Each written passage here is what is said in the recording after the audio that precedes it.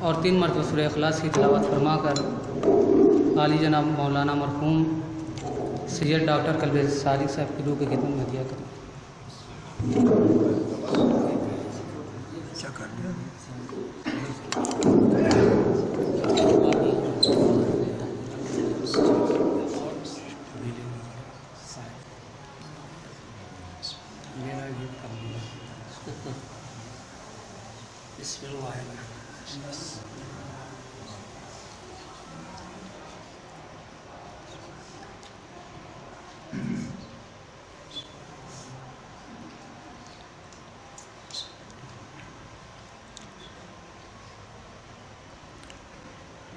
औज़ु बिल्लाहि मिनश शैतानिर रजीम।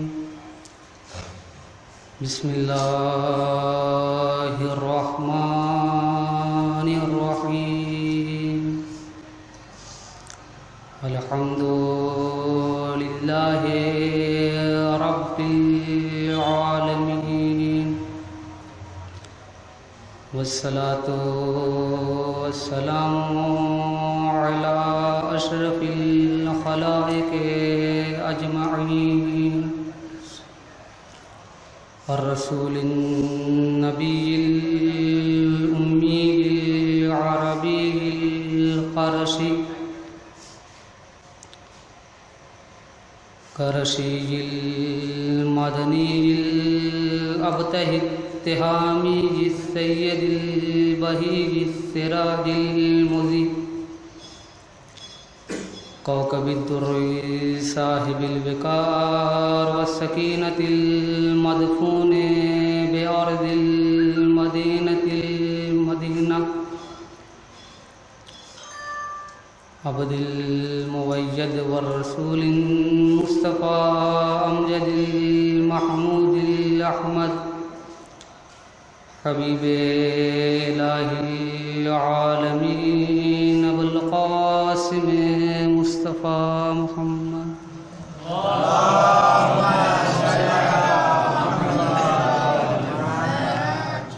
व अला अहले बैतिहि अत्तय्यबीन अत्ताहिरीन अल-मासूमीन अल-मुंतखबीन वल्लअनतु दाइमतु अला अदाइहिम अजमईन।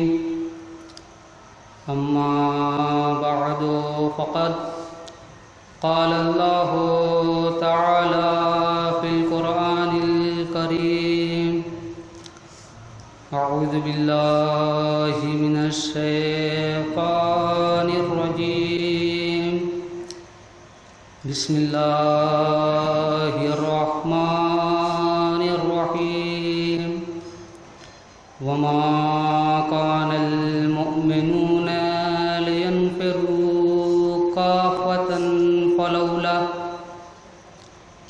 फलौला नफ़र मिन कुल्लि फ़िरक़तिन मिनहुम ताइफ़ा लियतफ़क़्क़हू फ़िद्दीन। सल्लल्लाहु अलैहि वसल्लम।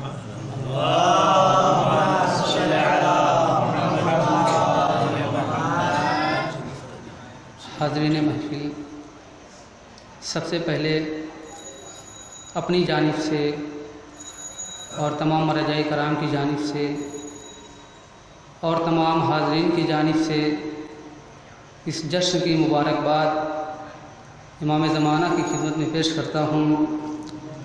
उसके बाद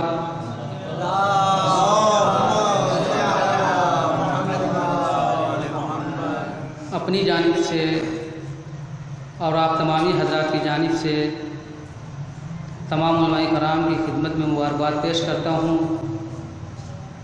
उसके बाद अपनी जानिब से आप सभी की खिदमत में मुबारकबाद पेश करता हूँ। सलावत पढ़े मुहम्मद।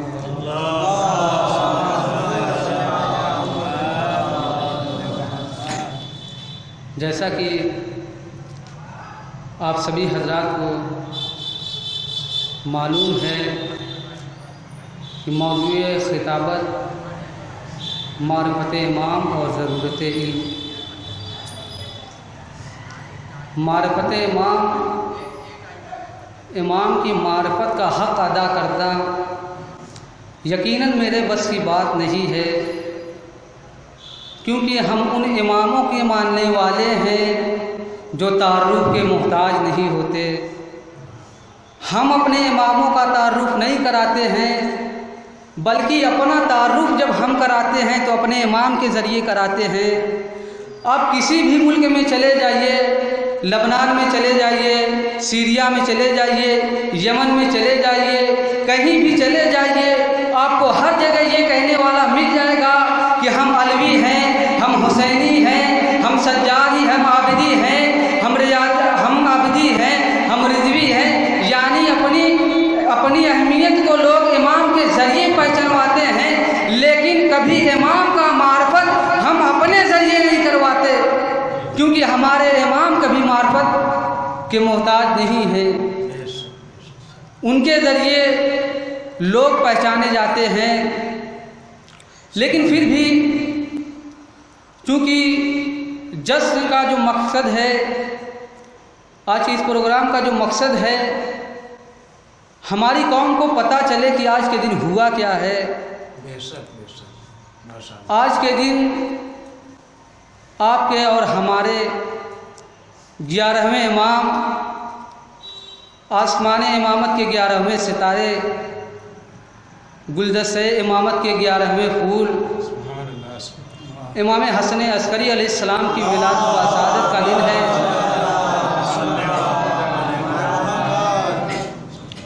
आप शीयों के 11वें इमाम थे और आपका नाम हसन था। हुकूमत की जानिब से कुछ प्रेशर, कुछ दबाव की वजह से, सैनिकों की छावनी में रहने की वजह से आपका जो सबसे ज़्यादा मशहूर लक़ब है वो अस्करी है। और इसके अलावा भी तारीख़ में दूसरे अलक़ाबात मिलते हैं। आपकी कुन्नियत है अबू मोहम्मद, आपकी उम्र 28 साल है और मुद्दत इमामत 6 साल है। आपकी विलादत मदीना मुनव्वरा में जुमे के दिन 232 हिजरी में हुई थी और आपकी शहादत 8 रबीउल अव्वल को है। तो अज़ीज़ान ईमान, चूँकि मेरा जो असल मौजू है वो है ज़रूरत इल्म की समाज में कितनी ज़रूरत है, ये कुछ बातों के ज़ैल में आप तक पहुंचाना चाहूँगा। कि हम ये देखते हैं कि हमारे घर में जब कोई बच्चा होता है तो वालिदैन उसके लिए रहने का इंतज़ाम करते हैं। यानी वालिदैन अगर घर बनवाते हैं तो जब घर तैयार हो जाता है तो अपने बच्चों को फ़ौरन इजाज़त नहीं देते कि अब तुम इस घर में रह सकते हो। पहले वो ये देखते हैं कि इस घर के अंदर रहने वाले के लिए सबसे ज़रूरी चीज़ क्या है। सबसे ज़रूरी चीज़ मसलन पानी की होती है, तो पहले वो पानी का इंतज़ाम करता है, उसके बाद अपने बच्चे को इजाज़त देता है उस घर में रहने की। अब जब एक वालिदैन, एक माँ बाप एक बच्चे के रहने के लिए इतने इंतज़ामात करते हैं, इतना कुछ सोचते हैं, तो क्या अज़ीज़ान ईमान उस खुदा के दिल में ख्याल नहीं आया होगा कि मेरी उम्मत इस दुनिया में आने वाली है, तो मेरी उम्मत के लिए सबसे ज़रूरी चीज़ क्या है। खुदा ने जब दुनिया पर निगाह की तो खुदा ने ये नहीं कहा कि हज अदा करो, खुदा ने ये नहीं कहा कि रोज़ा रखो, खुदा ने ये नहीं कहा कि खून सदो। खुदा ने जब दुनिया पर निगाह की और अपने पैगंबर से वही ज़बान में कुरान मजीद की पहली आयत में जब पहला पैगाम पहुंचाया तो कहा है नबी इकरा, ऐ मेरे नबी पढ़ो। सबसे पहली आयत में इकरा का पैगाम आया। अब इससे अंदाज़ा लगाइए, सिर्फ हमारे समाज में नहीं बल्कि इस्लाम के नाजिल होते वक्त भी इल्म की कितनी ज़रूरत थी। अल्लामा इकबाल इस्लाम को बहुत पसंद करते थे।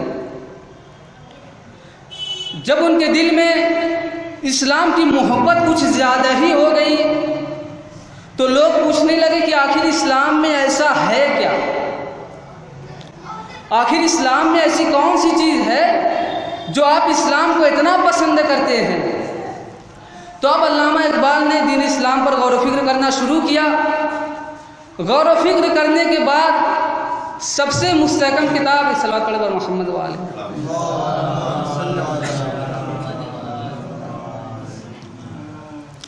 सबसे मुस्तहकम किताब पर नज़र डाली और वो किताब थी कुरान मजीद।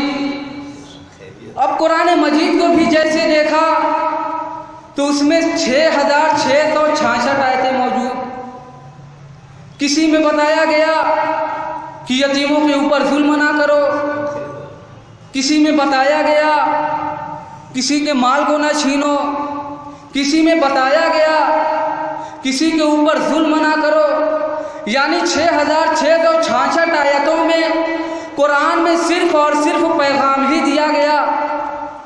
अब अल्लामा इकबाल के दिल में ये ख्याल आया कि इतनी ज़्यादा आयतें हैं तो इसमें से सबसे ज़्यादा और सबसे पहले नाजिल होने वाली आयत कौन सी है। तो अल्लामा इकबाल ने जब उस पर गौर फिक्र किया तो अल्लामा इकबाल को ये मिला कि सबसे पहली आयत है इक़रा। अब जैसे ही अल्लामा इकबाल को पता चला कि सबसे पहली आयत इक़रा है तो अब अल्लामा इकबाल ने हालात हाजरा पर देखा। अब हालात हाजरा पर देखा कि ये वो कौम है जिसका आगाज़ इक़रा से हुआ है। लेकिन अल्लामा इकबाल ने जब देखा तो ये कौम जहालत में इतनी गर्क थी कि मस्जिदों में जहालत थी, मेहराबों में जहालत थी, मिंबरों पर जहालत थी, हुकूमत पर जहालत थी, नस्लों में जहालत थी। अब अल्लामा इकबाल ने कुरान की पहली आयत को देखा और हालात हाजरा को देखकर सिर्फ 2 मिसरे कहे कि अफसोस कि तालीम और ताल्लुम में है पीछे जिस कौम का आगाज ही इक़रा से हुआ था। अफसोस कि तालीम और ताल्लुम में है पीछे जिस कौम का आगाज ही इक़रा से हुआ था। उसके बाद भी अगर देखें तो आप करबला के मैदान में आए। करबला के मैदान में जंग हुई, इसकी भी एक वजह थी इल्म जहालत। चूँकि यजीद जहालत में गर्क हो चुका था, हलाल मोहम्मद को हराम करार दे रहा था और हराम मोहम्मद को हलाल करार दे रहा था। लेकिन वक्त के आलिम ने, वक्त के इमाम ने यजीद के ख़िलाफ़ इक़दाम किया और यजीद को शिकस्त दी और हुसैनियत पूरी दुनिया पर छा गई और अब भी हुसैनियत छाई हुई है। लेकिन आज भी कुछ यजीदी ऐसे हैं जो अखबारियत की शक्ल लेकर अपने सर को, अपनी नज़रों को उठा रहे हैं, लेकिन ये भूल चुके हैं कि अगर उनकी जहालत जिंदा है तो हमारा इल्म भी जिंदा है। वो लोग जहालत के लिए जितनी आवाज़ बुलंद करते हैं वही सैयद अली खामनई और सैयद अली सिस्तानी भी उन लोगों को शिकस्त देते हैं। आज पूरी दुनिया में मरजइयत को निशाना सिर्फ और सिर्फ इसलिए बनाया जा रहा है क्योंकि पूरी दुनिया में मरजइयत एक वाहिद कौम है, एक वाहिद चीज़ है मरजइयत जिसके एक हुक्म से पूरी दुनिया बदल सकती है। इसीलिए ये लोग मरजइयत को निशाना बना रहे हैं। लेकिन खुदा ने कहा है फ़ज़क्किर इन्नमा अंत मुज़क्किर,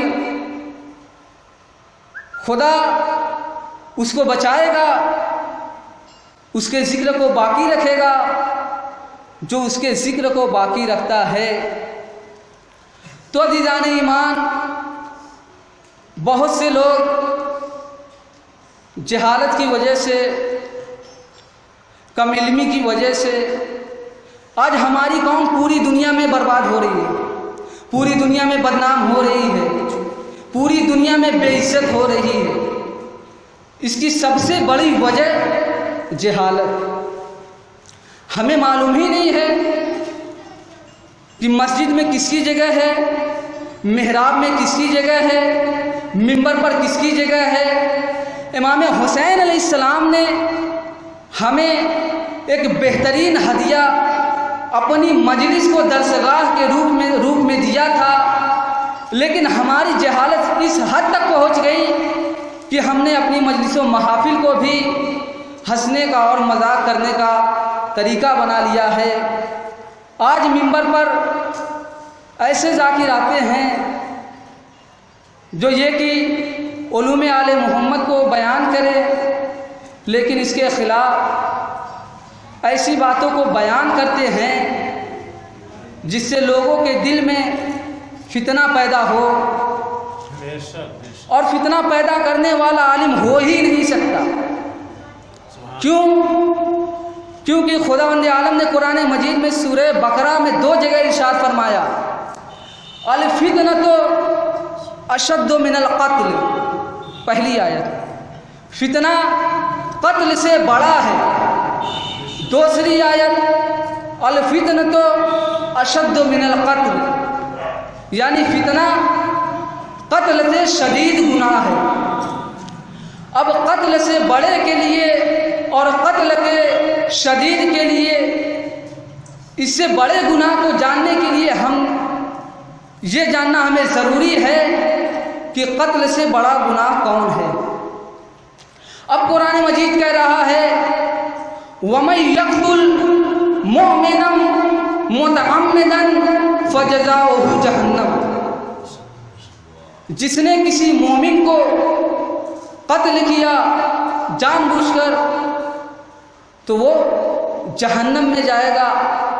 और आगे की आयत में इरशाद होता है कि अल्लाह उस पर शदीद अज़ाब भी नाज़िल करेगा और हमेशा उससे नाराज़ रहेगा।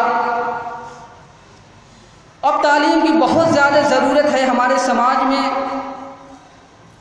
हमें तालीम सिर्फ दरसगाहों से नहीं मिल सकती, क्योंकि दुनिया तरक्की याफ्ता है और सोशल मीडिया का ज़माना है।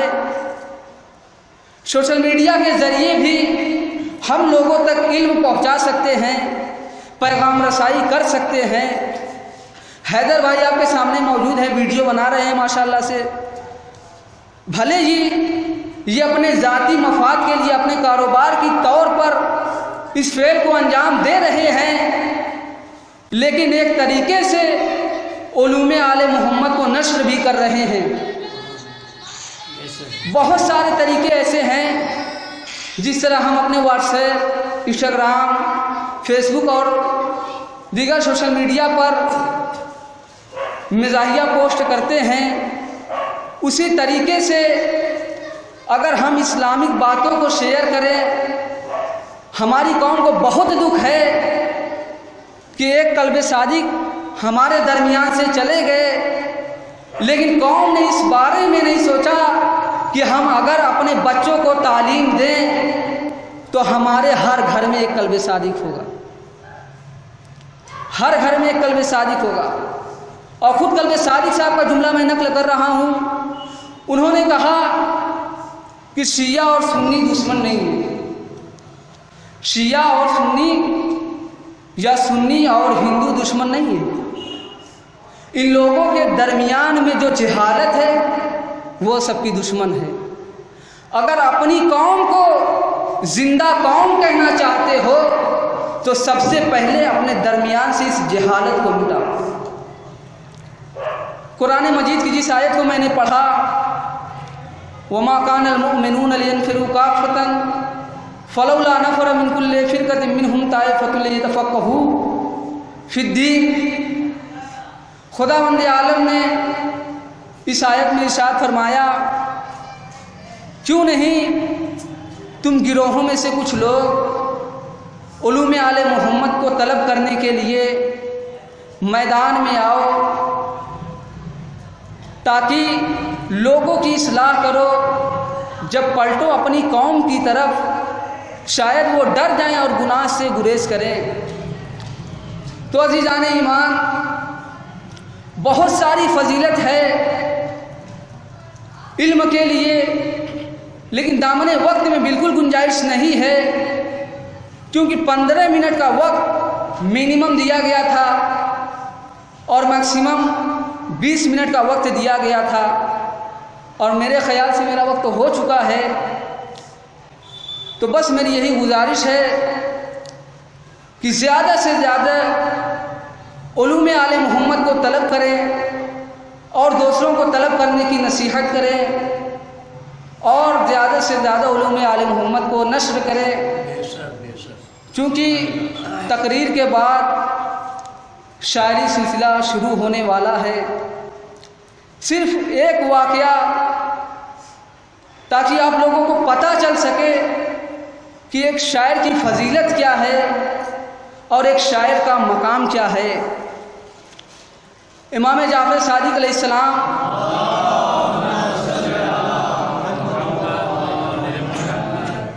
घर में मौजूद आराम फरमा रहे थे।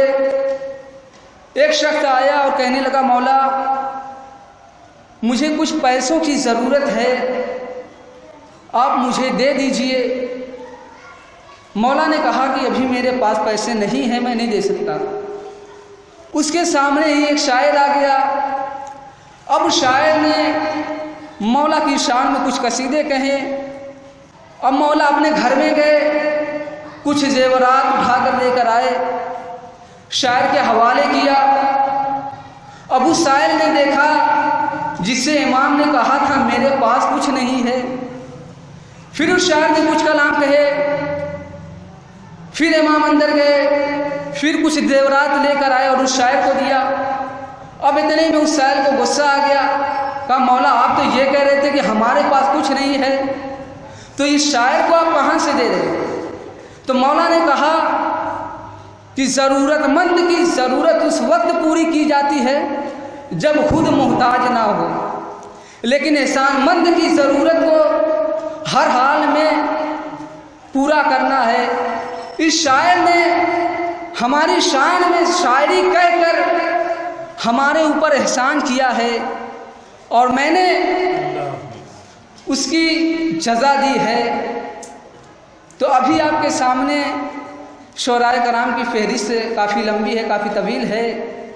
सुनना आपको है, पढ़ना इन्हें है, लेकिन इमाम ने इतनी ताज़ीम की शायर की, उस इमाम के चाहने वाले हैं, नक्शे कदम पर चलने वाले हैं, तो प्रैक्टिकली तौर पर आज करके दिखा दीजिए।